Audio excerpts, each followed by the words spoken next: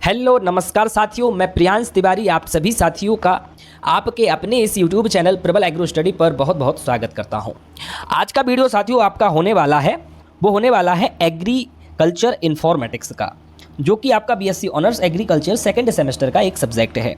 2024-25 का ये पेपर हम देखने वाले हैं। इसमें आपके 50 एमसीक्यूज क्वेश्चंस होंगे, जो कि बहुत महत्वपूर्ण हैं आपके पेपर के लिए। और इसमें एक चीज़ और ख़ास है इस वीडियो में, एक खास बात और है कि मैं इसमें आपको एक्स्ट्रा पॉइंट्स भी बताता चलूँगा क्वेश्चन से रिलेटेड, जिनमें से कि आपके एग्जाम में डायरेक्टली प्रश्न पूछे जाएंगे। तो वीडियो को पूरा देखना है, ध्यान से, हो सके तो नोट डाउन कर लेना जो मैं एक्स्ट्रा पॉइंट्स बताऊँ आपको, ठीक है। और जो लोग अभी तक हमारे ग्रुप से नहीं जुड़े हैं, जो व्हाट्सएप पर बना हुआ है, टेलीग्राम पर बना हुआ है, वो लोग ज्वाइन कर लेंगे। लिंक मैं डिस्क्रिप्शन बॉक्स में दे दूंगा, ठीक है साथियों। वीडियो को शुरू करते हैं। उससे पहले आप लोग वीडियो को लाइक भी कर देना साथियों, सभी लोग अधिक से अधिक संख्या में वीडियो को लाइक कर देना, ठीक है। वीडियो को शुरू करता हूँ। पहला क्वेश्चन है, many people in the business world communicate सोलेली with. तो व्यापार की दुनिया में कई लोग पूरी तरह से संवाद करते हैं। तो कैसे संवाद करते हैं व्यापार की दुनिया में लोग? तो पहले का ऑप्शन जो है ए सही हो जाएगा। जो लोग बिजनेस मैन लोग होते हैं वो मोस्टली ईमेल के थ्रू बात करते हैं, ठीक है।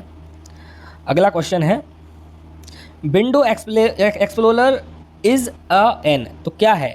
तो ये क्या है? तो ये आपका क्या है? विंडो एक्सप्लोरर जो है वो क्या होता है? तो ये एक प्रकार का एप्लीकेशन होता है। क्या होता है? तो इसका सही आंसर ऑप्शन ए हो जाएगा, एप्लीकेशन। विंडो एक्सप्लोरर का एप्लीकेशन हो जाएगा, ठीक है, सही आंसर। तो which of these is a major contributor to the development of new technology in many veg.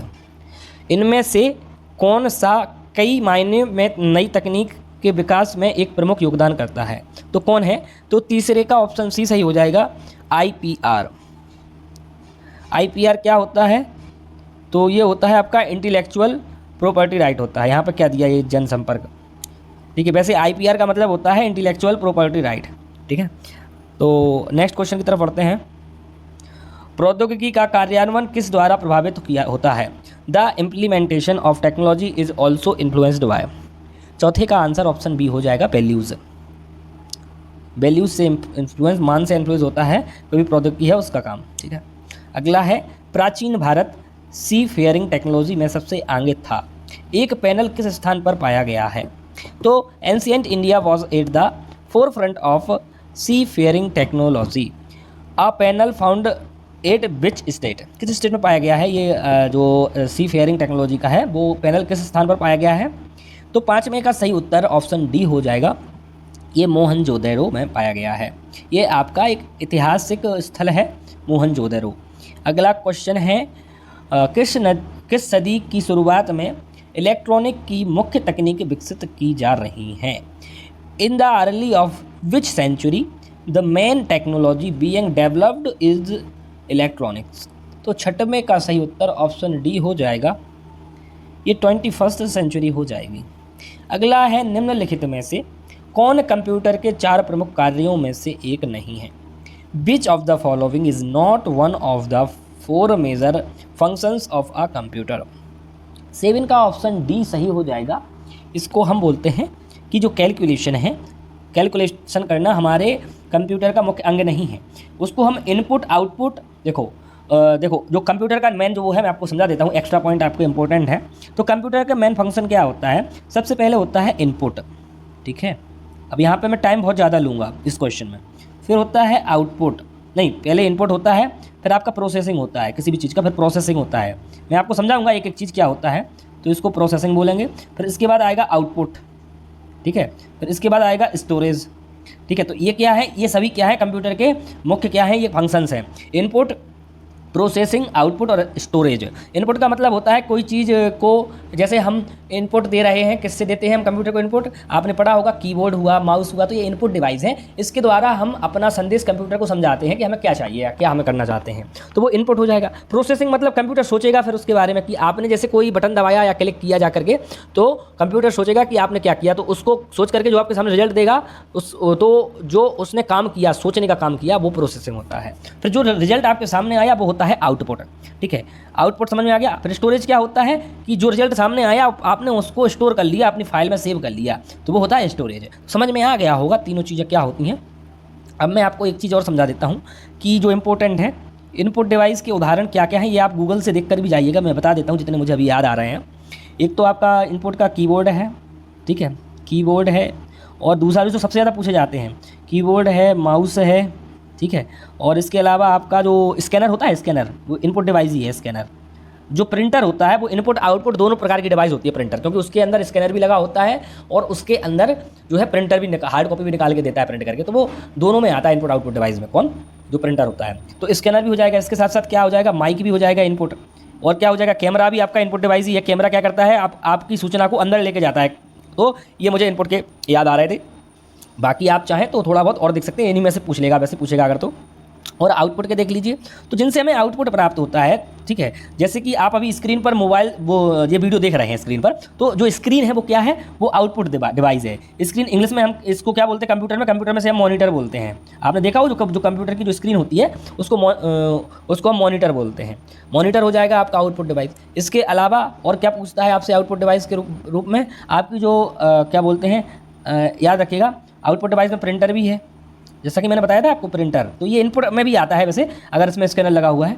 और इसके अलावा आउटपुट डिवाइस में आपका स्पीकर भी हो जाएगा, जो कि आपको आवाज़ दे रहा है, अभी आप सुन रहे हैं स्पीकर, ठीक है। और आप जो हेडफोन लगाए हो ना अभी, अगर जो लोग लगा कर सुन रहे हैं हेडफोन से, तो वो हेडफोन क्या हो जाएगा, वो हेडफोन हो जाएगा, अगर उसके अंदर वैसे लगा रहता है, इनबिल्ट आता है कि उसके अंदर आप सुन भी सकते हैं कान में लगा करके, और उसमें एक माइक भी लगा रहता है, तो वो इनपुट आउटपुट दोनों प्रकार की डिवाइस हो जाएगी। तो ये इनपुट आउटपुट डिवाइसेज भी बहुत सारी होती हैं, ठीक है। तो याद रखिएगा, आउटपुट के और भी उदाहरण आप देख लीजिएगा, मुझे अभी याद वैसे आ नहीं रहा है, ठीक है। प्रोसेसिंग आपको समझ में आएगी। अब हम नेक्स्ट क्वेश्चन की तरफ बढ़ते हैं।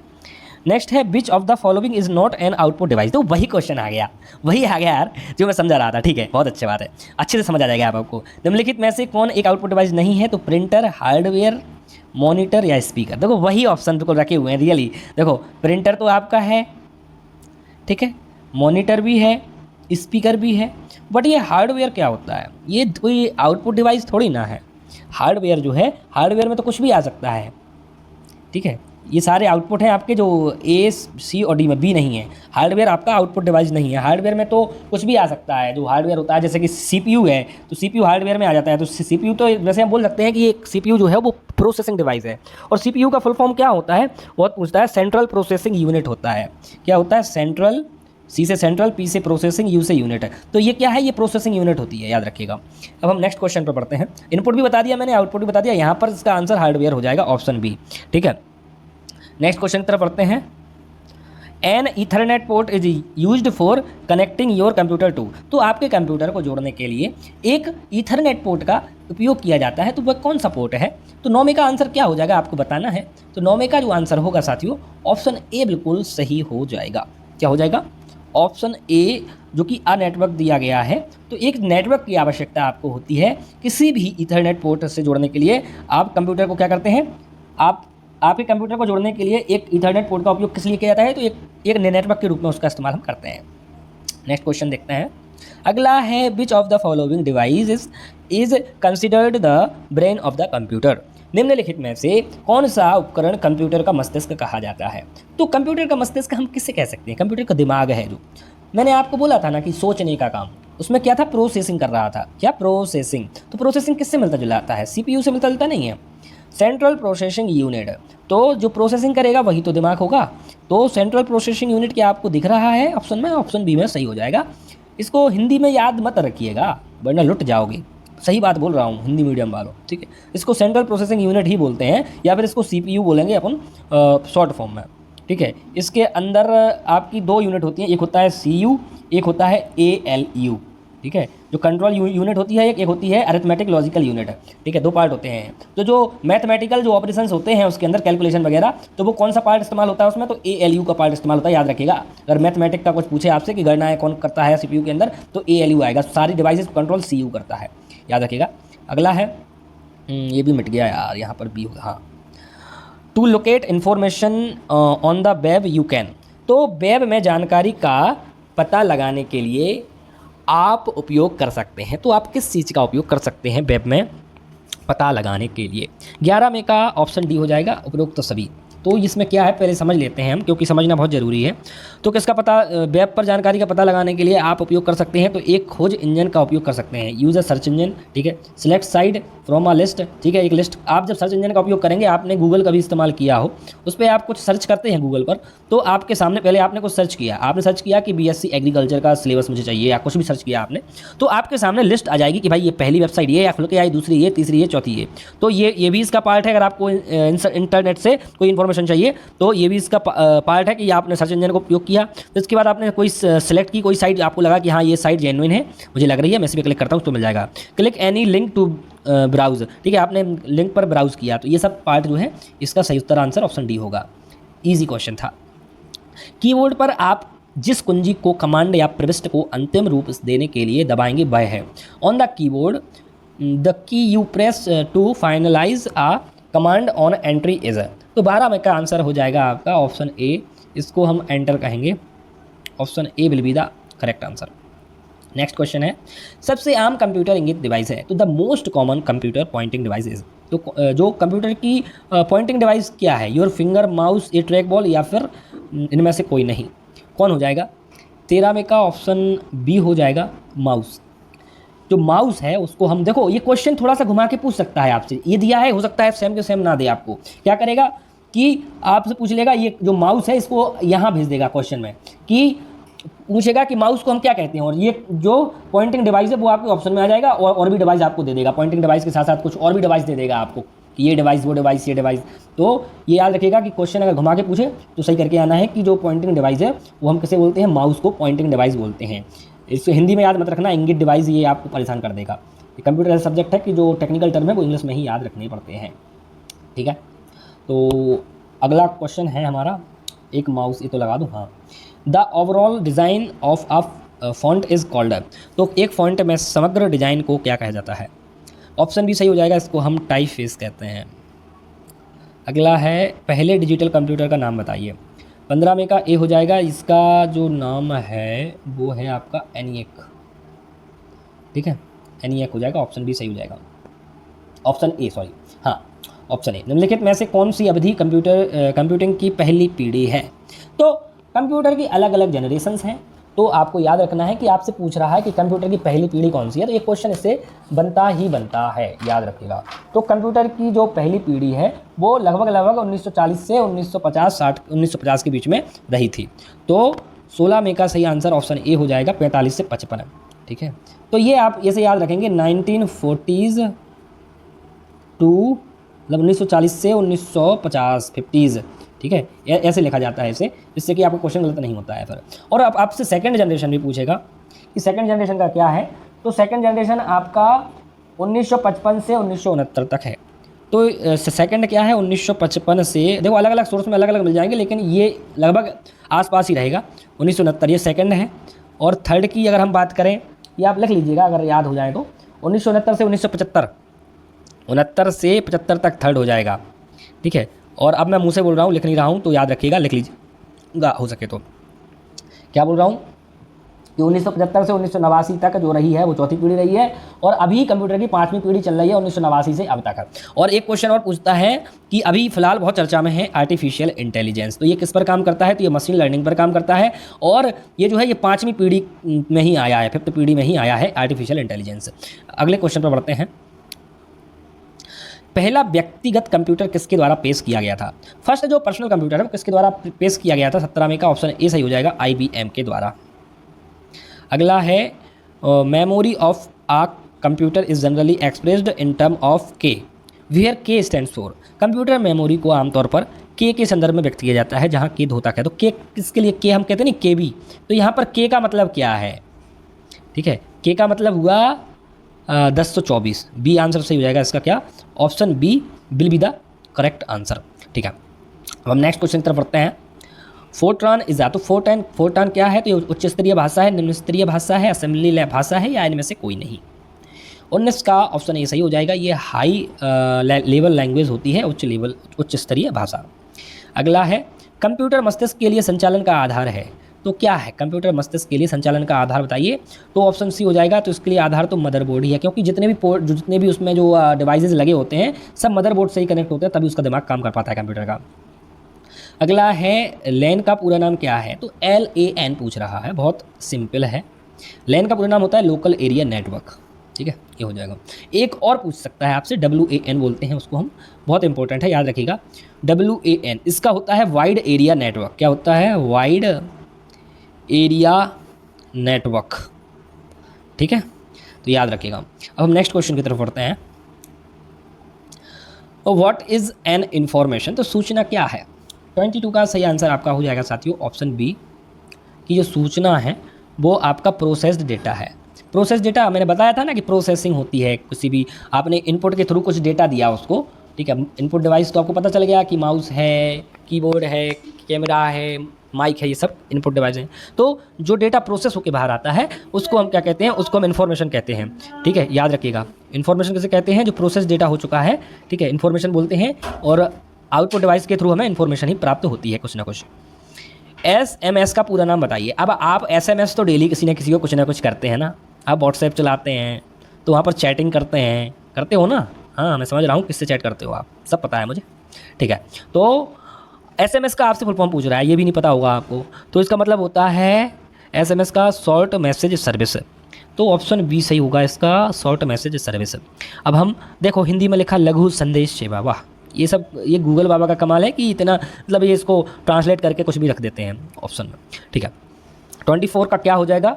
ऑप्शन ए हो जाएगा कि what is the full form of EDI, तो इलेक्ट्रॉनिक डेटा इंटरचेंज हो जाएगा। देखो यहाँ पर हिंदी में भी सेम लिखा है, ये सही है तरीका, कंप्यूटर में क्वेश्चन देने का ये सही तरीका है कि जो इंग्लिश में दिया वो हिंदी में लिखा होना चाहिए, तब स्टूडेंट को सहूलियत रहती है करने में। अब अगले क्वेश्चन पर बढ़ते हैं, 25वां।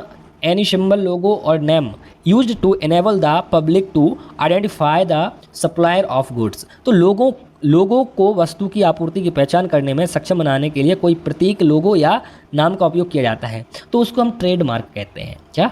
ट्रेडमार्क कहते हैं। कॉपीराइट क्या होता है? अभी आप कोई वीडियो देख रहे हैं, ठीक है, कोई वीडियो देख रहे हैं, अब आपका मन हुआ कि ये वीडियो को मैं एक अपना नया चैनल बनाता हूँ और उस पर अपलोड कर देता हूँ, ठीक है, तो उस पर कॉपीराइट की स्ट्राइक आ जाएगी, आपका चैनल डिलीट भी हो जाएगा। क्यों? ऐसा क्यों हुआ? क्योंकि वो कॉपीराइट हो जाता है, ठीक है। पेटेंट क्या होता है? पेटेंट किसी कंपनी के पास होता है, किसी कंपनी के पास किसी प्रोडक्ट का पेटेंट होता है कि इसकी खोज मैंने की है और इतने सालों तक इसको मैं ही बेचूंगा, ठीक है। एक होता है कि 20 साल तक मैं ही बेचूंगा, उसके बाद ये नॉर्मल चीज़ हो जाएगा, कोई भी बेचो कोई भी बेचो, मैंने इस पर मेहनत की है तो उस पर मुझे उसका 10 साल तक लाभ लेना है। कोई भी नई खोज हो सकती है, कोई भी प्रोडक्ट हो सकता है, कुछ भी चीज़ हो सकती है। जैसे मैं आपको एक बताऊं तो आपने एग्रीकल्चर से रिलेट करूं तो नैनो यूरिया का नाम सुना होगा, नैनो यूरिया, जो कि आपका इफ़को के द्वारा, उसका जो है इफ़को के पास है, इसके पास है, इफ़को के पास उसका पेटेंट है कि इसको बनाने का और इसको बेचने का अधिकार केवल इफ़को के पास ही है, और कोई इसको बेचेगा तो उस पर कानूनी कार्रवाई हो जाएगी, तो उसे पेटेंट बोलते हैं। कितने? तो लगभग 15 या 20 साल के लिए ये पेटेंट होता है, फिर उसके बाद वो चीज़ मार्केट में नॉर्मल हो जाती है, फिर हर कोई बना सकता है, हर कोई बेच सकता है, ठीक है। 26 का क्या होता है? क्या हो जाएगा? A computer type processor and operating system defines it's, तो कंप्यूटर टाइप और जो होता है प्रोसेसिंग, तो एक कंप्यूटर का प्रकार, प्रोसेसिंग और ऑपरेटिंग सिस्टम क्या परिभाषित करता है? 26 का आपके सामने हो जाएगा, ऑप्शन सी सही हो जाएगा, ये आपका प्लेटफॉर्म को करता है, ठीक है। अगला है इंटरनेट पर सर्वर से कंप्यूटर द्वारा सूचना प्राप्त करने की प्रक्रिया को क्या कहते हैं? तो the process of a computer receiving information from a server और the internet is known as, तो क्या बोलेंगे? 27 का ऑप्शन सी सही हो जाएगा। क्या? इसको हम डाउनलोडिंग कहेंगे, ठीक है। समझ में आया कि सर्वर से हम कोई चीज़ अपने पास प्राप्त कर रहे हैं तो उसको डाउनलोडिंग ही कहते हैं। आप डाउनलोड करते होंगे, कुछ ना कुछ तो डाउनलोड करते होंगे, वीडियो वगैरह, मूवीज़ वगैरह और भी बहुत कुछ। All the deleted files go to, सभी हटाए गए फाइल कहाँ जाते हैं? 28 का ऑप्शन ए सही हो जाएगा, वो कहाँ जाते हैं? रिसाइकिल बिन में जाते हैं। और ये कितने दिन तक रहते हैं रिसाइकिल बिन में? तो ये 30 दिनों तक रहते हैं। देखो मोस्टली डिवाइसेस मैंने देखा है 30 दिनों तक बने रहते हैं हम रिसाइकिल बिन में, उसके बाद ऑटोमेटिकली ये डिलीट हो जाते हैं। मेरे कंप्यूटर में तो बहुत दिनों तक भी बने रहते हैं, लेकिन मोबाइल में 30 दिन तक रिसाइकिल बिन होता है उसमें, अगर आपने उसको रिस्टोर नहीं किया तो परमानेंट डिलीट हो जाते हैं फिर, ठीक है। अगला है 29 क्या हो जाएगा? A computer has 1024 1024 K memory, what does the letter K stands for, तो एक कंप्यूटर में 1024 के मेमोरी है, तो के अक्षर को हम किस नाम से जानते हैं? 29 का ऑप्शन सी सही हो जाएगा, इसको हम किलोबाइट कहते हैं। क्या कहते हैं? किलोबाइट। वैसे के का किलो भी हो सकता है ऑप्शन ए, लेकिन के बी को हम किलोबाइट कहते हैं, के बी भी पढ़ते हैं के को, ठीक है, कि अकेला नहीं पढ़ते, किलोबाइट हो जाएगा। अगला है CPU की प्रसंस्करण शक्ति को मापा जाता है, तो processing power of CPU is measured in, तो ये MIPS, मिलियंस ऑफ इंस्ट्रक्शन पर सेकेंड। MIPS का फुल फॉर्म क्या होता है, तो याद रखिएगा millions of instruction, millions of instruction पर सेकेंड है। तो एक सेकेंड में ये मिलियंस ऑफ जो होते हैं ना, मिलियंस ऑफ इंस्ट्रक्शन को ये मापता है CPU में, याद रखिएगा, ये इसकी मापने की इकाई है MIPS। डिजिटल लाइब्रेरी का लाभ क्या है, तो ये 24/7 इसका एक्सेस होता है, कोई भौतिक सीमा नहीं है, अब बेहतर जानकारी पुनर्प्राप्ति होती है, तो सभी हो जाएंगे क्योंकि 24/7 डिजिटल लाइब्रेरी कोई है तो 24/7 उपलब्ध रहेगी, और कोई भौतिक सीमा नहीं है कि भाई आप, जैसे ऐसा होता है ना, आपने देखा हो लाइब्रेरी में कि कोई बुक्स का स्टॉक है वो उतना ही है, अब वो कहेगा आप दूसरे सब्जेक्ट की बुक ले जाओ क्योंकि ये बुक तो यहाँ पे है नहीं अभी, तो ऐसा हो जाता है। अब हम नेक्स्ट क्वेश्चन की तरफ बढ़ते हैं। ऑनलाइन शिक्षा का मुख्य लाभ क्या है, the main advantage of online education, तो ऑनलाइन एजुकेशन आज के समय में बहुत उभरती हुई चीज़ है, बहुत ज़्यादा बढ़ती जा रही है, हर क्षेत्र में ऑनलाइन आप सब कुछ सीख सकते हैं आज के समय में। 32 का सही आंसर आपका हो जाएगा ऑप्शन डी, कि भाई व्यक्तिगत शिक्षा, पर्सनलाइज्ड एजुकेशन आप ले सकते हैं, बेहतर लचीलापन, बेटर फ्लेक्सिबिलिटी है, बेटर एक्सेसिबिलिटी। अब ये एक एक पॉइंट मैं आपको समझाता हूँ, इसका वैसे ऑप्शन जो होगा ऑप्शन डी सही होगा, अब मैं आपको एक एक पॉइंट इसका समझा देता हूँ तभी आपको समझ आएगा। तो बेटर पर्सनलाइजेशन एजुकेशन क्या है, कि जो आप पढ़ना चाहते हैं अपने अनुसार आप चयन कर सकते हैं उसका। बेटर फ्लेक्सिबिलिटी क्या है, कि आप जब चाहें तब पढ़ सकते हैं, कोई समय सीमा नहीं है। पहले क्या होता था, ऑफलाइन कोचिंग आपको जाना है तो हमने कहा कि 10 बजे से 12 बजे तक जाना है, अगर आप 10 बजे से 12 बजे तक आप नहीं पहुंचे या नहीं गए, बीमार थे, कुछ हुआ, तो वो क्लास आपकी छूट गई, आप वो क्लास अटेंड नहीं कर सकते दोबारा। तो फिर ऑनलाइन में क्या है, आप कभी भी आधी रात को 12 बजे भी देखेंगे काम के साथ साथ तो भी पढ़ सकते हैं। इसी से तो कंपटीशन बढ़ा है, मुझे लगता है इससे बहुत कंपटीशन बढ़ा है ऑनलाइन एजुकेशन से। ठीक है, ऑप्शन डी सही जगह। बेटर एक्सेसिबिलिटी मतलब हर कोई इसको एक्सेस कर सकता है आसानी से, एक्सेस मतलब कि इस तक पहुंच सकता है, इसकी पहुंच तक मतलब बोल सकते हैं इसको एक्सेस कर सकता है। ठीक है, अगला है the shift to digital library was caused by, तो डिजिटल लाइब्रेरी में बदलाव किसके कारण हुआ। 33 का ऑप्शन डी हो जाएगा ऑल ऑफ द अबव, तो डिजिटल लाइब्रेरी में सूचना विस्फोट के कारण, ये पारंपरिक पुस्तकालयों की खोज की समस्या और ग्रीन कंप्यूटिंग, ये सभी हो जाएगा। अब हम नेक्स्ट क्वेश्चन की तरफ बढ़ते हैं। निम्नलिखित में से कौन अधिकतम ICT एकीकरण को दर्शाता है, which of the following reflects maximum ICT integration. 34 का ऑप्शन बी सही हो जाएगा, डिजिटल लाइब्रेरी। अगला है संक्षिप्त रूप से CPU का अर्थ क्या है, तो CPU को हम क्या कहते हैं, ये तो पहले ही बता चुके हैं, सेंट्रल प्रोसेसिंग यूनिट बोलते हैं।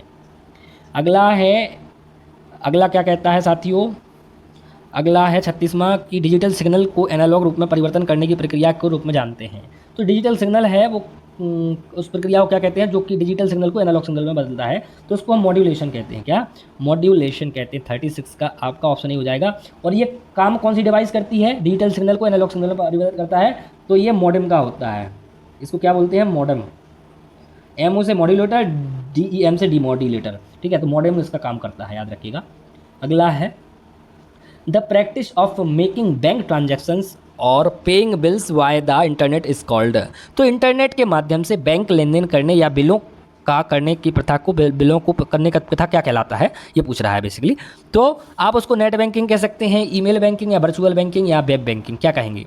37 को आप कहेंगे नेट बैंकिंग, जो कि आप कुछ रिचार्ज करते हैं या अपने बिजली का बिल भरते हैं या आप कुछ खरीद करके उसका जो बिल भरते हैं, वो सब क्या है, वो सब नेट बैंकिंग का उदाहरण है। आपको एक चीज़ और याद रखना है, आपसे UPI पूछेगा, UPI जो कि आप अपनी मोबाइल में चलाते हैं ना, UPI, इसको बोलते हैं यूनिफाइड पेमेंट्स इंटरफेस। UPI का फुल फॉर्म याद रखिएगा, ये पूछता है बहुत ज़्यादा, यूनिफाइड पेमेंट इंटरफेस। ठीक है, इसका फुल फॉर्म हो जाएगा, याद रखिएगा। अब हम नेक्स्ट क्वेश्चन की तरफ बढ़ते हैं साथियों। नेक्स्ट क्वेश्चन क्या कहता है, हॉटमेल किसने बनाया था, तो आपके सामने 4 ऑप्शन दिए गए हैं। तो हॉटमेल जो बनाया था, 38 का सही आंसर आपका ऑप्शन बी हो जाएगा, सबीर भाटिया ने बनाया था। ठीक है, जो टिम बर्नर्स-ली जो है, ये टिम बर्नर्स-ली कौन है, इन्होंने www के आविष्कारक हैं जी, इसके www के टिम बर्नर्स-ली हैं। और इन्होंने क्या किया था, इन्होंने इसका आविष्कार किया था। और www का फुल फॉर्म होता है वर्ल्ड वाइड वेब, ये भी बहुत पूछता है, वर्ल्ड वाइड, याद रखिएगा, बहुत इंपॉर्टेंट है, वर्ल्ड वाइड वेब होता है, याद रखिएगा। अब हम नेक्स्ट क्वेश्चन की तरफ बढ़ते हैं साथियों। नेक्स्ट क्वेश्चन क्या कहता है, और जो बिल गेट्स हैं इनको तो आप जानते होंगे, ये माइक्रोसॉफ्ट से रिलेटेड है, माइक्रोसॉफ्ट के ऑनर हैं। ठीक है। माइक्रोसॉफ्ट जो है आपका जो याद रखिएगा, माइक्रोसॉफ्ट जो है वो एक सॉफ्टवेयर कंपनी है। अगला है एक लाइब्रेरी इलेक्ट्रॉनिक्स या डिजिटल और प्रिंट वातावरण दोनों में काम करती है जिससे कहा जाता है। तो क्या कहेंगे उसको हम a library works both in electronic और digital print environment is called as. 39 को हम कहेंगे, उसको हम हाइब्रिड लाइब्रेरी कहेंगे, उसमें प्रिंट भी है और उसमें इलेक्ट्रॉनिक डिवाइसेस भी हैं सब कुछ पढ़ने के लिए, तो उसको हाइब्रिड कहेंगे, दोनों प्रकार की चीज़ें हैं। निम्नलिखित में से कौन एक व्यक्तिगत कंप्यूटर नहीं है? तो डेस्कटॉप बिल्कुल व्यक्तिगत कंप्यूटर है, लैपटॉप भी व्यक्तिगत है क्योंकि हम लोग लैपटॉप का इस्तेमाल व्यक्तिगत रूप से करते हैं, नोटबुक भी है, लेकिन जो मेन फ्रेम है ये आपका व्यक्तिगत कंप्यूटर नहीं है। ठीक है, नेक्स्ट क्वेश्चन की तरफ बढ़ते हैं। निम्नलिखित में से कौन सा सॉफ्टवेयर है, कौन सा सॉफ्टवेयर का उदाहरण है, ये आपसे पूछ रहा है। लैपटॉप और नोटबुक एक सॉफ्टवेयर थोड़ी ना है, ये तो आपके डिवाइसेज हैं। नेटटॉप भी शायद कुछ है लेकिन वो सॉफ्टवेयर नहीं है, तो इसका आंसर आपका हो जाएगा ऑप्शन डी, लिनक्स जो है वो एक प्रकार का सॉफ्टवेयर है। इनमें से कौन सा खोज इंजन है? तो सर्च इंजन पूछ रहा है। सर्च इंजन का जो सबसे ज़्यादा पूछा जाने वाला एग्जाम्पल है वो है आपका गूगल। सर्च इंजन का उदाहरण क्या है? गूगल है। गूगल के अलावा और साथ साथ में आपका याहू भी बहुत पूछा जाता है। याहू भी क्या है? सर्च इंजन है, याद रखिएगा। और बिंग भी आपका सर्च इंजन है शायद, ठीक है, विंग। तो ये आपके हैं, लेकिन गूगल याहू ज़्यादा पूछता है, लेकिन यहाँ पर गूगल याहू, कमाल की बात ये है गूगल याहू यहाँ पर है ही नहीं। तो फायरफॉक्स तो होगा नहीं, फेसबुक भी नहीं होगा, ये सोशल मीडिया है, और कट भी नहीं होगा, तो यहाँ पर इसके अकॉर्डिंग ये क्वेश्चन गलत है, लेकिन मैं अपने अकॉर्डिंग बता रहा हूँ, तो इसमें यूट्यूब सही हो जाएगा, क्योंकि यूट्यूब जो है आजकल इसको हम मिनी सर्च इंजन कहने लगे हैं। ठीक है, मिनी सर्च इंजन कहने लगे क्योंकि लोग बाग जा करके यूट्यूब पर बहुत चीज़ें सर्च करते हैं और वहाँ जा करके उनको रिजल्ट भी शानदार मिल जाता है। तो ऑप्शन सी सही हो जाएगा। निम्नलिखित में से कौन एक सामाजिक नेटवर्क है? 43 का ऑप्शन डी सही हो जाएगा। सामाजिक नेटवर्क यानी कि सोशल मीडिया यार, सोशल मीडिया, फेसबुक और कट यूट्यूब, तो ये सभी क्या हैं? सभी आपके सामाजिक सोशल मीडिया के उदाहरण हैं। ये और कट का नाम इतना ज़्यादा मैंने नहीं सुना है। बाकी यहाँ पर अगर इंस्टाग्राम होता फेसबुक के अलावा, और यहाँ पर बोल सकते हैं हम लिंक्डइन होता, और इसके साथ साथ आपका और भी बहुत सारे सोशल मीडिया प्लेटफॉर्म्स हैं वो होते, तो उनका नाम सुना है मैंने। ठीक है, नेक्स्ट पर बढ़ते हैं। 2 kinds of main memory are, तो मुख्य मेमोरी के 2 प्रकार कौन कौन से होते हैं? 44 का सही आंसर आपका होगा साथियों, वो होगा option C, ROM and RAM. मुख्य मेमोरी कौन है? तो ROM and RAM. ROM and RAM के फुल फॉर्म याद रखिएगा, बहुत इंपॉर्टेंट है। इसको रोम को बोलते हैं हम रीड ओनली मेमोरी, ठीक है, और रैम को क्या बोलते हैं? याद रखिएगा, रैंडम एक्सेस मेमोरी। ठीक है, याद रखिएगा, तो ये इंपॉर्टेंट है, याद रखिएगा, पूछा जा सकता है यहाँ से प्रश्न। यार क्या हुआ, मैं कितने क्वेश्चन पर था अब मुझे भी याद नहीं, मैं कितने क्वेश्चन पर था यार, एक मिनट रुकिएगा, मैं लेके चलता हूँ आपको। मैं कहाँ था? Read only memory, okay, wait for a minute please. Okay okay, आ चुका हूँ। ठीक है, तो रीड ओनली इसको मैं मिटाता हूँ। ठीक है, ओके। तो जो मुख्य मेमोरी हैं, तो एग्जाम्पल हैं आपके मेन मेमोरी के, वो रोम एंड रैम हो जाएंगे। अगला है एक हाइब्रिड कंप्यूटर होता है, तो क्या होता है? तो 45 में का आपका हो जाएगा ऑप्शन सी, तो resembles both are digital and analogue computer. तो हाइब्रिड कंप्यूटर क्या होता है? जिसमें कि आपका डिजिटल कंप्यूटर भी होता है, एनालॉग कंप्यूटर भी होता है। इसका उदाहरण क्या है? आपने कभी पेट्रोल पंप देखा है? क्यों नहीं देखा होगा, आप अपनी स्कूटी गाड़ी लेकर के पेट्रोल पंप पर ही तो जाते हैं, अगर वो इलेक्ट्रिक नहीं है तो पेट्रोल पंप तो देखा ही होगा कभी ना कभी। ठीक है, तो पेट्रोल पंप पर आप जाते हैं तो जो पेट्रोल पंप पर जो मशीन लगी रहती है वो आपका हाइब्रिड कंप्यूटर का उदाहरण है। कैसे है मैं आपको बताता हूँ, क्योंकि उसमें उसमें जो कंप्यूटर लगा है, जो कि कंप्यूटर उसमें लगा है, मतलब चलिए ये आपका है पेट्रोल पंप, ठीक है, ऐसे कुछ होता है ना, ऐसा होता है। इसमें इस बगल से ये लेजर ऐसी लगी रहती है, यहाँ से डालता है वो आपको डीजल पेट्रोल। तो यहाँ पर जो वहाँ पर जो लिखता है वो हो जाएगा डिजिटल। जो दिखता है ना आपको 000 जरूर देखें, दिखता है कि 1 लीटर हो गया इतने रुपए का है और इसमें इतने डेंसिटी इतना ये है इतना वो है, तो वो हो जाएगा डिजिटल उसका उदाहरण। लेकिन अंदर से जो पेट्रोल, अंदर जो टैंक बना हुआ है उसमें से जो पेट्रोल उठकर ऊपर आ रहा है, उसमें जो मोटर लगी है, तो वो होता है आपका एनालॉग कंप्यूटर। क्या होता है? Analogue computer. तो डिजिटल एनालॉग दोनों को मिला करके हम उसको हाइब्रिड कंप्यूटर कहते हैं। तो आपको समझ में आ गया होगा, आशा करता हूँ, अब जिंदगी में कभी नहीं भूलेंगे ये चीज़ कि डिजिटल एनालॉग कंप्यूटर होता क्या है। अगला है निम्नलिखित में से कौन ईमेल का सच नहीं है? तो ईमेल के बारे में क्या चीज़ है जो कि सच नहीं है?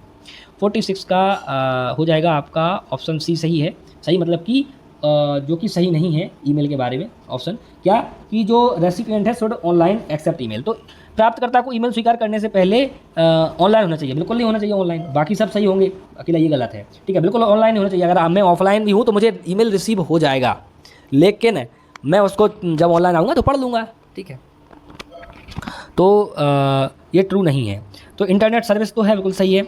इट वाज इन्वेंटेड बाय रे टेमिल्सन 1972, ठीक है, ये भी सही है, ठीक है। Email systems are based on a store and forward model, ठीक है, ये भी सही है, ठीक है। नेक्स्ट क्वेश्चन पर पढ़ते हैं। विच of the following storage device can store maximum amount of data?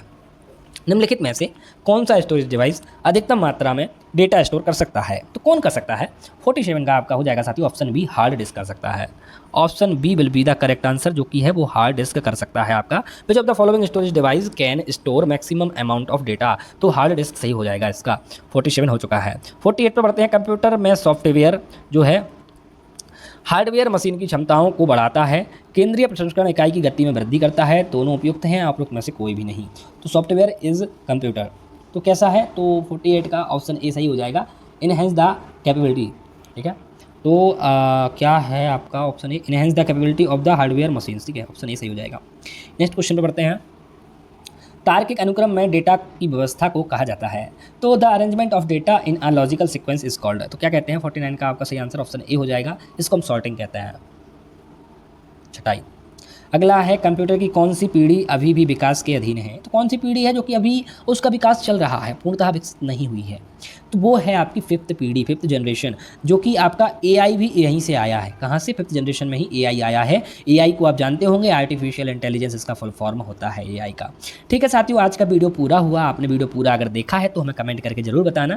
ठीक है साथियों, मैं कमेंट आपका देखता हूँ और मुझे काफ़ी खुशी होती है कि आप लोग पढ़ रहे हैं अच्छे से। ठीक है साथियों, मिलते हैं अगली वीडियो में, तब तक के लिए आप लोग अपना ख्याल रखेगा, अच्छे से अपनी तैयारी करते रहेगा। जय हिंद, जय भारत।